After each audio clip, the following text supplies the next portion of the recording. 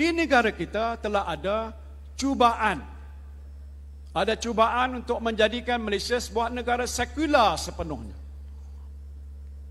Golongan sekular liberal di negara ini mendesak supaya pendidikan Islam tidak diajar di sekolah-sekolah.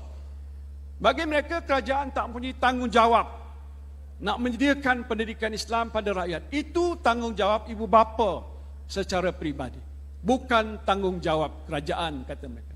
Duit membayar cukai tidak boleh digunakan untuk menyediakan pendidikan agama pada rakyat, kerana itu bertentangan dengan fahaman dan nilai sekular yang mereka anuti. Mereka juga menentang pelaksanaan undang-undang Islam, terutamanya undang-undang jenayah syariah seperti pengharaman arak, judi, zina, liwat, khalwat untuk umat Islam.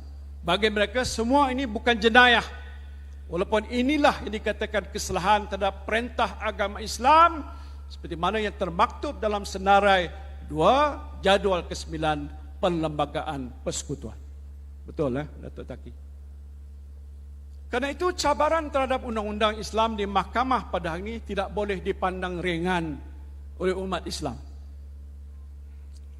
Dalam perkara kes Iki Putra, Mahkamah Persekutuan memutuskan Dewan Undangan Negeri Selangor tidak mempunyai bidang kuasa untuk menggubal undang-undang jenayah syariah mengenai liwat atas alasan perkara mengenai jenayah termasuk dalam bidang kuasa parlimen. Rentetan daripada kes ini, seorang peguam bernama Nick Elin memohon supaya Mahkamah Persekutuan mengisytiharkan 20 seksyen kesalahan jenayah syariah dalam enactment Kanun Jenayah Syariah _1 Kelantan 2019 terbatal dan tidak sah. Dan sekiranya Mahkamah Persekutuan membenarkan permohonan ini, maka lebih banyak undang-undang jenayah syariah di negeri ini akan diisytiharkan sebagai tidak sah kerana bercanggah dengan Perlembagaan Persekutuan. Saya tidak ingin nak mempersoalkan atau menafikan hak Mahkamah untuk mentafsir Perlembagaan Persekutuan. Itu bidang kuasa mahkamah dan hakim-hakim yang bijaksana yang mesti kita hormati. Tetapi negara kita mengamalkan prinsip pengasingan kuasa. Walaupun mahkamah mempunyai bidang kuasa mentafsirkan undang-undang, kuasa untuk membuat dan membina undang-undang, termasuklah undang-undang perlembagaan, terletak di bawah bidang kuasa parlimen. Dan ini bermakna parlimen boleh pada bila-bila masa meminda Perlembagaan Persekutuan untuk memastikan undang-undang syariah yang sedia ada tidak diisytiharkan terbatal dan tidak sah oleh mahkamah. Kerajaan hari ini yang punya majoriti 2/3 parlimen boleh membawa usul rang undang-undang pindaan perlembagaan untuk mempertahankan dan memertabatkan kedudukan undang-undang jenayah syariah di negara ini. Ini penting untuk memastikan agenda grand design golongan sekular untuk menghapuskan undang-undang jenayah syariah menerusi saluran mahkamah dan menjadikan Malaysia sebuah negara sekular sepenuhnya dapat dihalang. Tapi persoalannya, adakah kerajaan akan melakukannya?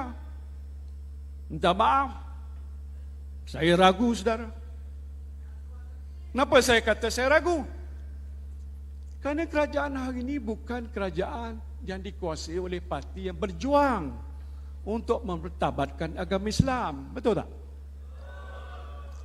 Malah parti DAP yang antara matlamat utama perjuangan menjadikan Perlembagaan Persekutuan sebagai perlembagaan yang sekular adalah parti yang terbesar dalam kerajaan.